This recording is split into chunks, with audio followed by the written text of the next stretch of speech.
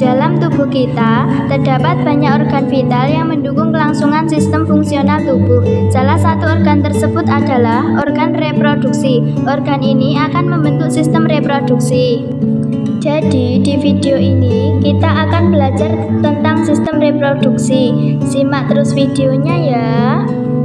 Nah, teman-teman, kita tahu setiap jenis kelamin laki-laki dan perempuan memiliki bentuk, struktur, dan fungsi organ reproduksinya masing-masing. Kita akan membahasnya satu persatu. Pertama, struktur dan fungsi organ reproduksi pada pria. Organ reproduksi pria terdiri dari organ reproduksi luar dan organ reproduksi dalam. Organ reproduksi luar terdiri dari penis dan skrotum. Organ reproduksi dalam terdiri dari testis, saluran kelamin, dan kelenjar kelamin. Setiap bagian-bagian organ ini memiliki fungsinya masing-masing. Organ reproduksi luar yang pertama adalah penis. Di dalam penis terdapat 3 rongga. 2 rongga bagian atas tersusun atas jaringan spons carpus cavernosa. 1 rongga di bawahnya tersusun atas jaringan spons corpus spongiosum. Corpus spongiosum ini akan membungkus uretra. Uretra pada penis dikelilingi oleh pembuluh darah dan ujung saraf perasa.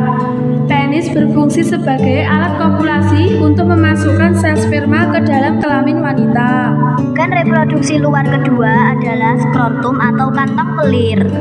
Skrotum merupakan kantong kulit yang melindungi dan membungkus testis.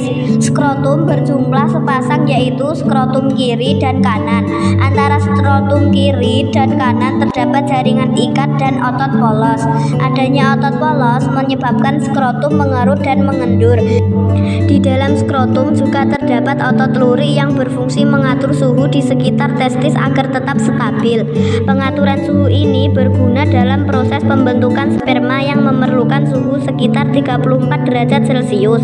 Pengaturan suhu dilakukan dengan mengerutkan atau melonggarkan skrotum sehingga testis bergerak mendekat atau menjauhi tubuh. Berikutnya, kita akan membahas organ reproduksi dalam, yaitu testis. Di dalam tubuh pria terdapat sepasang testis. Di dalam testis terdapat saluran-saluran halus yang disebut dengan tubulus seminiferus. Disinilah tempat pembentukan sperma. Jadi, testis berfungsi untuk memproduksi sperma melalui proses spermatogenesis dan juga memproduksi hormon testosteron. Organ reproduksi dalam selanjutnya adalah saluran kelamin. Saluran kelamin pria terdiri dari epididymis, van deferens, saluran ejakulasi, dan uretra. Secara keseluruhan kelamin ini berfungsi menyalurkan sperma dari testis keluar tubuh melalui penis. Nah, teman-teman, inilah struktur testis dan saluran-saluran yang ada di sekitar. Nomor 1 merupakan van deferens sebagai saluran yang dilalui sperma dari epididymis menuju vesiculatus minilis atau kantong sperma. Nomor 2 vas efferens merupakan saluran yang mengeluarkan dan menyalurkan sperma ke epididymis. Nomor 3 epididymis sebagai tempat pematangan dan penyimpanan sperma, sementara 4 lobulus sebagai kantong testis melindungi tubulus seminiferus, dan nomor 5 adalah tubulus seminiferus sebagai tempat pembentukan sperma. Dan bagian organ reproduksi pria terakhir adalah kelenjar kelamin. Kelenjar kelamin berfungsi untuk menambahkan cairan-cairan kelamin sehingga berguna untuk mempertahankan hidup. Dan gerak sperma cairan tersebut dihasilkan oleh vesikula seminalis, menghasilkan cairan yang berfungsi sebagai sumber energi dan untuk memudahkan gerak sperma. Cairan ini juga menormalkan keasaman saluran reproduksi wanita. Kelenjar prostat menghasilkan cairan yang bersifat basa pada sperma. Cairan ini mengandung kolesterol, garam, dan fosfolipid. Kelenjar koper menghasilkan cairan yang bersifat basa. Kelenjar ini berhubungan langsung. Kedua, struktur dan fungsi organ reproduksi pada wanita. Sama halnya dengan organ reproduksi pria, organ reproduksi wanita terdiri dari organ reproduksi luar dan dalam.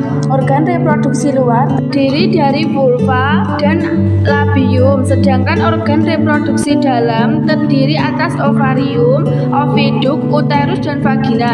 Kita bahas organ reproduksi luar pada wanita, yaitu vulva dan labium.